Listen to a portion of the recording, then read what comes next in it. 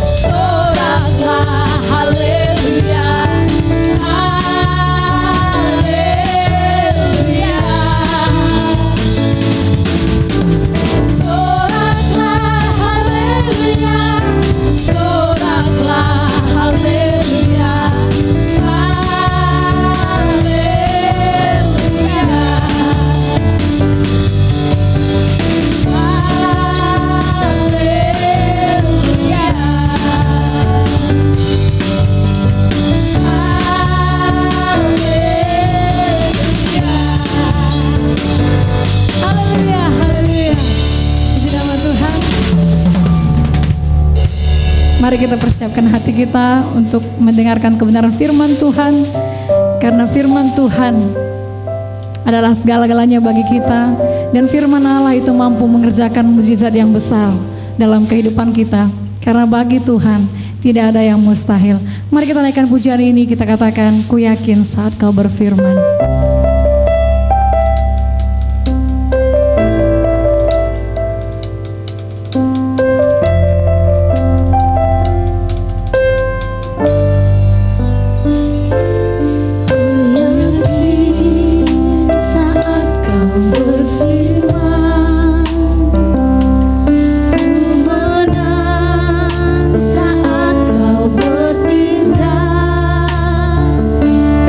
Hidupku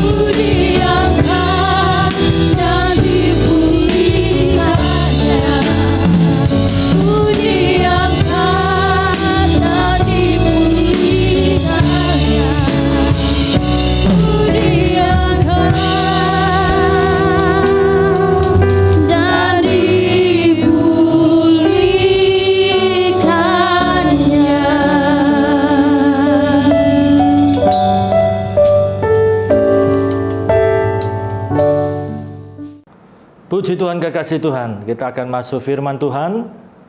Saya selalu mendasarkan firman Tuhan ya. Kalau saudara memperhatikan dalam Amsal pasal 4 ayat 22, simpan firman itu, sang hikmat itu di dalam lubuk hati yang paling dalam. Lihat, bagi kita yang menangkap pesan Tuhan, firman itu menjadi kehidupan bagi kita. Bahkan dikatakan apa? Menjadi kesembuhan. Dan ini luar biasa, tertulis kesembuhan bagi tubuh jasmanimu. Luar biasa. Mari kita berdoa untuk firman Tuhan.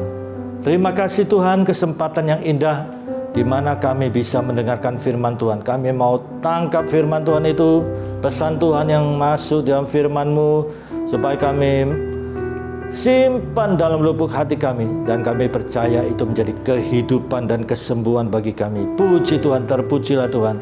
Dalam nama Tuhan Yesus, Tuhan mengurapi kami. Haleluya. Amin. Kekasih Tuhan, kita akan mendengarkan satu kebenaran firman Tuhan. Firman ini sangat penting. Bagaimana hubungan pribadimu dengan Tuhan? Nah, ini. Hubungan pribadimu dengan Tuhan itu beres? Apakah hubungan pribadi kita dengan Tuhan itu asal-asalan? Atau hanya sekedar kewajiban? Atau ya kalau sempat? Nah ini. Mari kita membaca di dalam satu kebenaran firman Tuhan, Roma pasal 4. Kita membaca mulai ayat 17, kemudian kita sambung ayat 20 sampai dengan 22. Roma pasal 4 ayat 17, kemudian ayat 20 sampai dengan 22. Demikian firman Tuhan. Seperti ada tertulis, engkau telah kutetapkan menjadi bapak banyak bangsa. Ini Abraham ya. Di hadapan Allah yang kepadanya ia percaya, yaitu Allah yang menghidupkan orang mati dan yang menjadikan dengan firman-Nya apa yang tidak ada menjadi ada. Tetapi terhadap janji Allah, ia tidak bimbang karena ketidakpercayaan. Malah ia diperkuat dalam imannya dan ia memuliakan Allah. Dengan penuh keyakinan bahwa Allah berkuasa untuk melaksanakan apa yang telah ia janjikan. Karena itu hal ini diperhitungkan kepadanya sebagai kebenaran. Kita membaca juga Tuhan berjanji, sebab sekalipun tidak ada dasar untuk berharap, namun Abraham berharap juga dan percaya bahwa ia akan menjadi bapak banyak bangsa menurut yang telah difirmankan, demikianlah banyaknya nanti keturunanmu. Imannya tidak menjadi lemah, walaupun ia mengetahui bahwa tubuhnya sudah sangat lemah karena usianya telah kira-kira 100 tahun dan bahwa rahim Sarah telah tertutup. Kekasih Tuhan, di sini kita lihat Rasul Paulus menjelaskan tentang Abraham. Abraham disebut bapak orang beriman. Kekasih Tuhan, kita lihat sepintas lalu kehidupan bapak Abraham. Bapak Abraham ini dipanggil keluar dari tanah Ur Kasdim ke tanah yang dijanjikan oleh Tuhan Sang Pencipta itu. Tanah yang subur, yang kaya akan susu dan madu. Bapak Abraham, saudara, apakah dia bertanya, kemana ya? Namanya tempat di mana ya? Berapa lama saya akan sampai di tempat tersebut? Dan saya butuh peta untuk perjalanan, karena pasti akan melewati banyak daerah, menghadapi berbagai budaya, bahkan suku bangsa yang ada yang barbar. Nah, perlu ada jaminan juga, perlindungan. Kalau kita sebagai Abraham, pasti kita akan melakukan demikian. Kemana tempatnya harus jelas. Perjalanan butuh waktu berapa lama, terus petanya mana, terus apa yang menjadi jaminan. Kita akan pasti bertanya demikian. Kekasih Tuhan, kita lihat Bapak Abraham di tanah Ur Kasdim itu, kalau saya baca di ensiklopedia, itu kota yang penuh dengan penyembahan berhala. Tetapi luar biasa, suara yang berfirman kepada Abraham ini sangat dikenal Abraham. Saat itu belum ada Alkitab yang kita pegang ini, belum ada kitab suci. Nah, jelas di sini menunjukkan Abraham sangat mengenal yang berfirman ini. Bahkan kita lihat dalam perjalanannya, lihat yang berfirman ini meminta supaya Ishak dipersembahkan di Gunung Moria. Lihat, Ishak dipersembahkan loh. Coba tanya semua orang. Coba nanti saudara punya anak nanti, terus ada suara, persembahkanlah anakmu. Lihat, jelas untuk disembelih. Semua orang akan mengatakan, wah, enggak benar itu. Masa anak dipersembahkan untuk disembelih?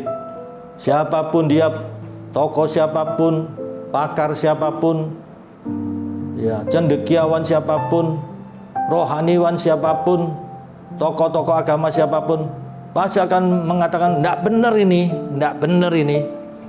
Suara enggak benar ini, jangan-jangan iblis setan. Nah, seringkali kita dengar juga di koran-koran berita, ada keluarga yang anggota keluarganya punya gangguan jiwa. Sudah banyak contoh yang saya perhatikan. Iya, suatu hari kumat, kemudian dia lihat tikus raksasa, dia bawa golok, langsung dia bantai tikus raksasa itu. Nggak taunya anggota keluarganya sendiri yang dibantai. Ada lagi yang saya tahu, satu keluarga, ya, anaknya stres, depresi berat. Suatu hari kumat, keluarganya ini, ya, nggak tahu apa yang dilihat di matanya. 3 anggota keluarganya langsung digolok. Nah, ini ada gangguan kejiwaan. Lihat, Abraham diperintahkan untuk mempersembahkan Ishak, anaknya satu-satunya, ya, anaknya yang dijanjikan itu. Lihat, Abraham tidak berbantah, tidak melawan, tidak mokong, langsung dia laksanakan. Langsung dia pergi ke Gunung Moria. Dan saat itu, puji Tuhan, ya, seekor anak domba yang disediakan untuk menggantikannya. Kekasih Tuhan, ini satu pergumulan yang berat. Tetapi Abraham bisa melaksanakan tanpa berbantah. Di sini jelas sekali Abraham mengenal yang berfirman ini. Kalau kita lihat pada masa sekarang ini, masa perjanjian baru, kita punya dasar firman Tuhan untuk dasar pijakan kita. Kalau saya, ya, di dalam apa yang saya putuskan, saya harus punya dasar yang kuat firman Tuhan. Kitabnya apa? Ya, pasalnya, ayatnya, alamatnya harus jelas di dalam Alkitab. Orang duniawi saja dalam suatu masalah, orang hukum, lihat, harus jelas KUHP, pasal berapa, ayat berapa, harus jelas. Sehingga mereka yang tidak bisa menerima, tidak bisa membantah, karena ada dasar hukum legalitas. Pada zaman Abraham, belum ada Alkitab, belum ada. Taurat itu pun juga belum ada. Itu di zaman Musa. Jadi kita lihat di sini, ya. Sebab sekalipun tidak ada dasar untuk berharap, ya, tidak ada Alkitab, tidak ada kitab suci. Namun Abraham berharap juga dan percaya bahwa ia akan menjadi bapa banyak bangsa, karena ini yang berfirman mengatakan dia dan keturunannya akan menjadi banyak, ya, menjadi bapak banyak bangsa.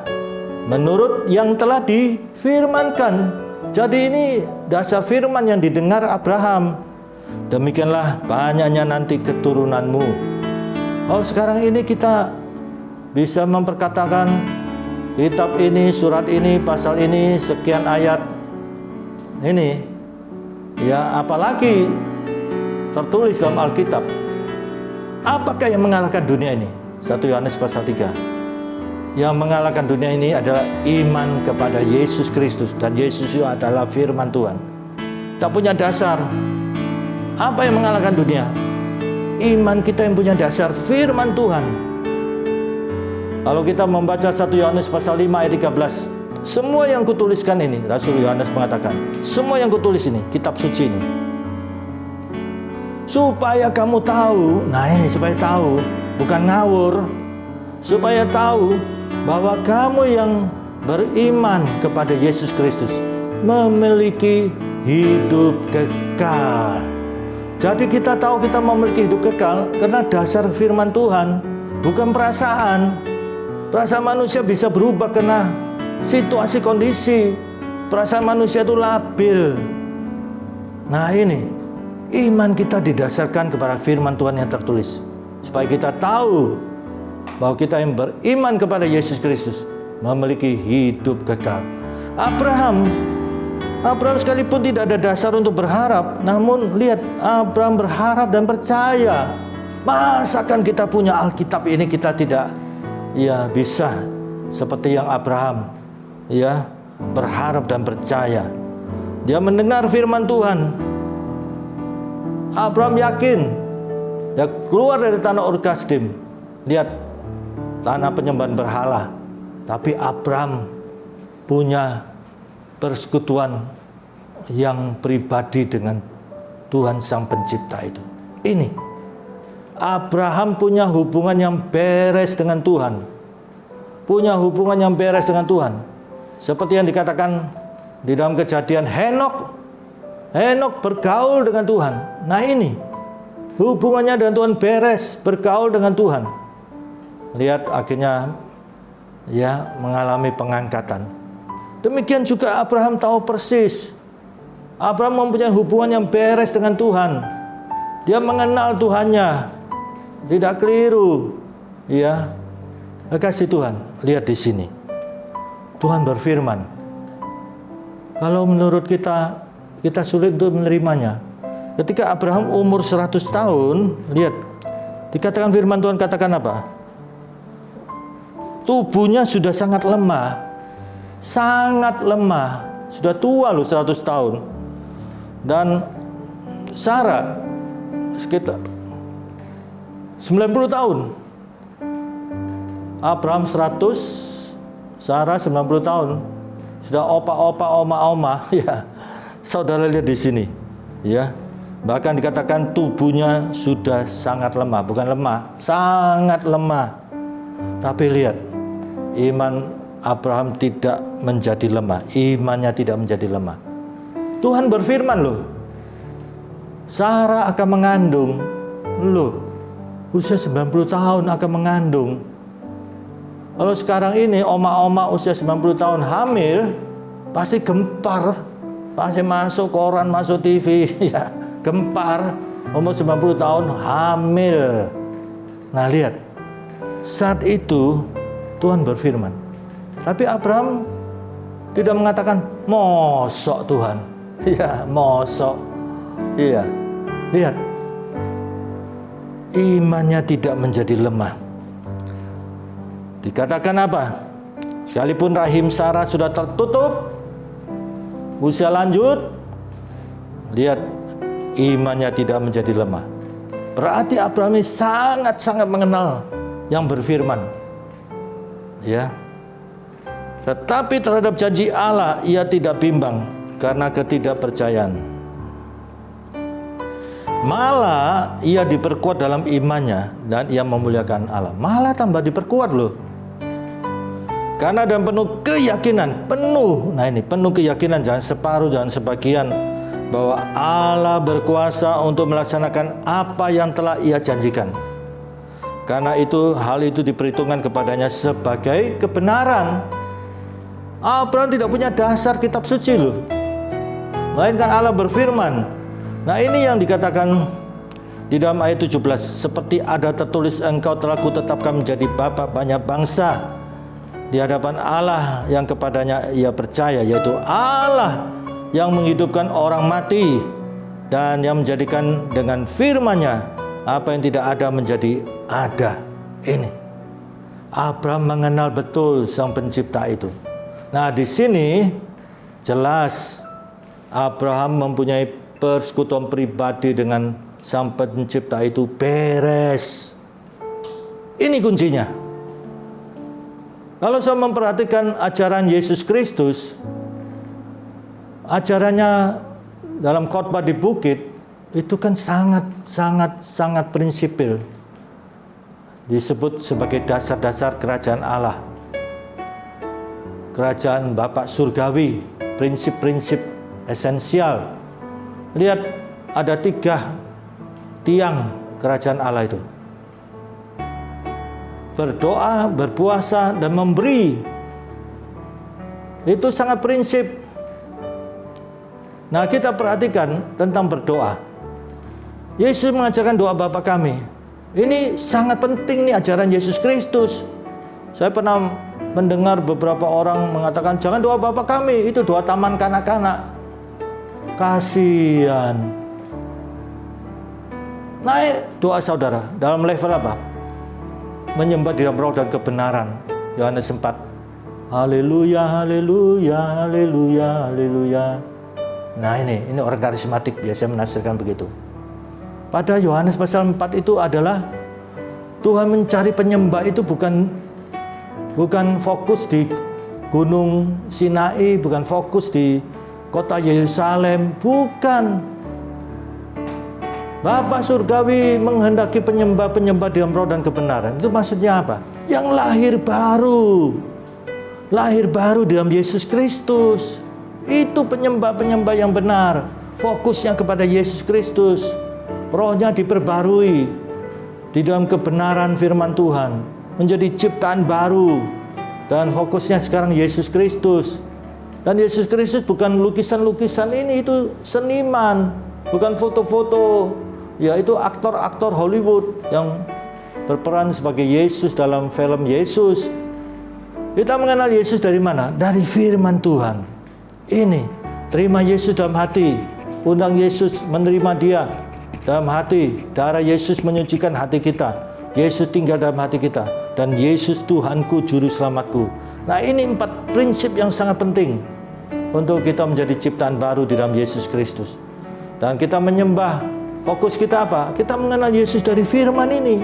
Dengan kita banyak membaca Injil tentang Yesus dan para rasul dalam surat-suratnya tentang Yesus. Disitulah kita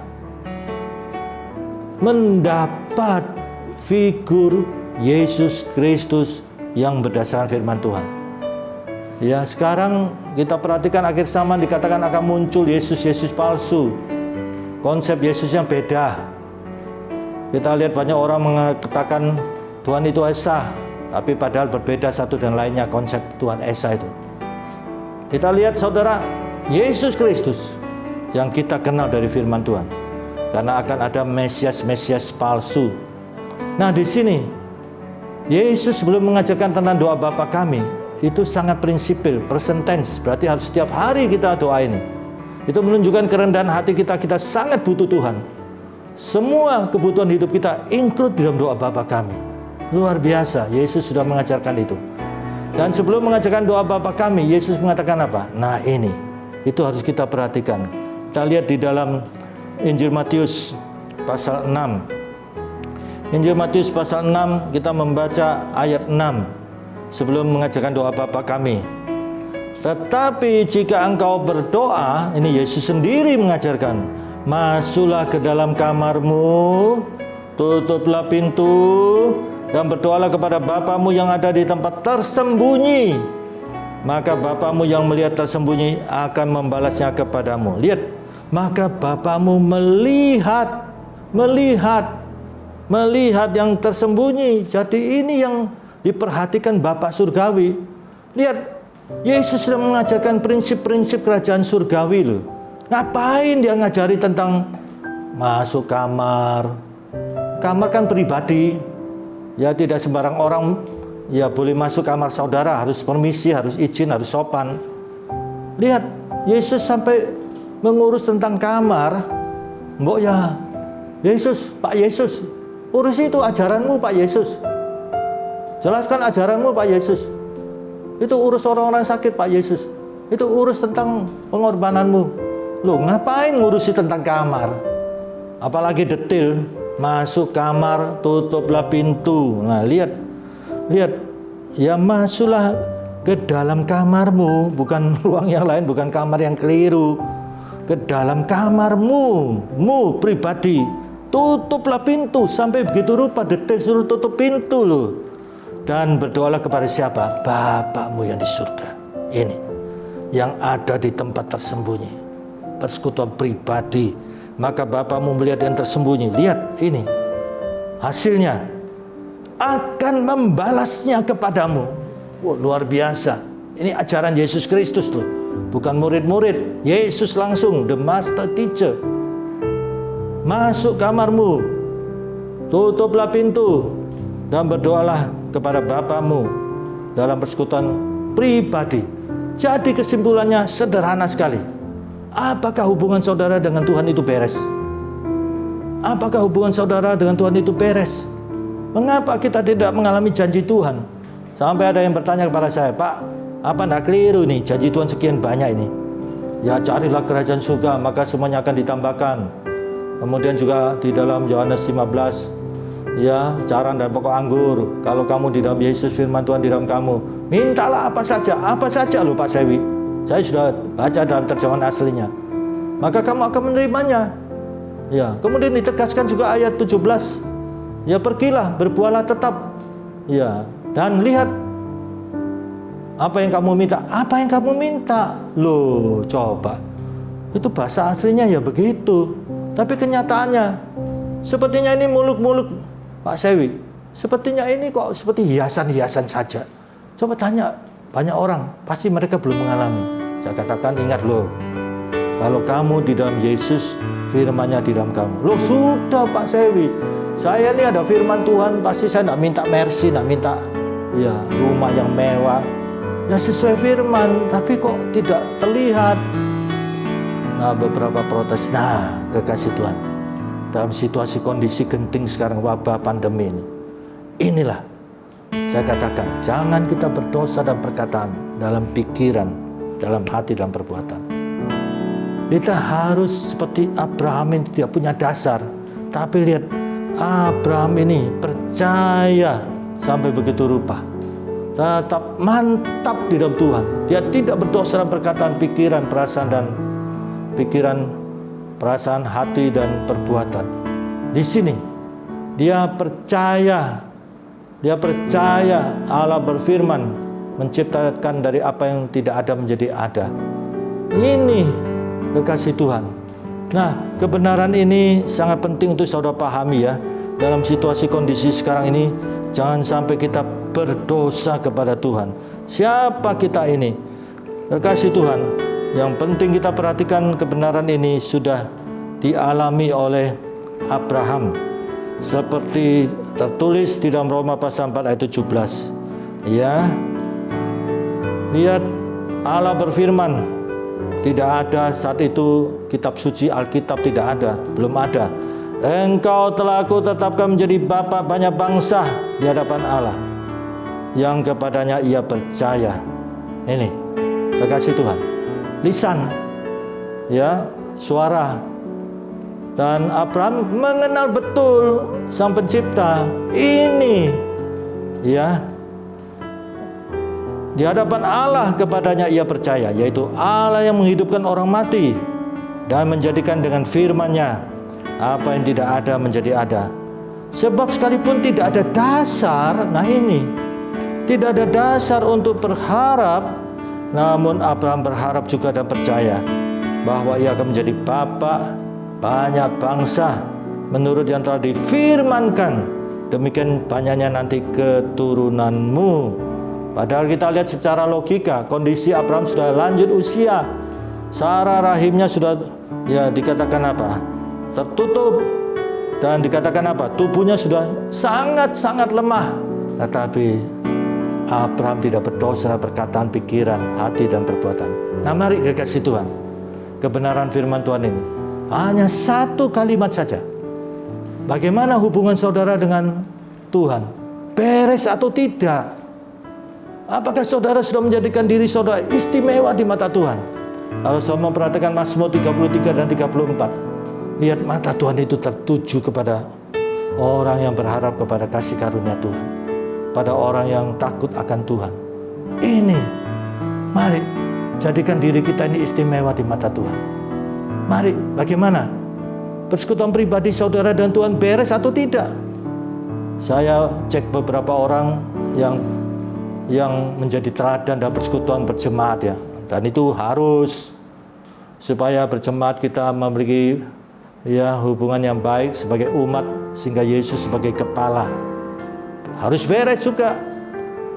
Ketika saya tanya, ketika engkau pulang kerja, bagaimana kamu sudah jalani hubungan pribadi dan Tuhan dengan baik, yang excellent? Dia mikir, saya jujur Pak, waduh banyak kelemahan Pak Sewi.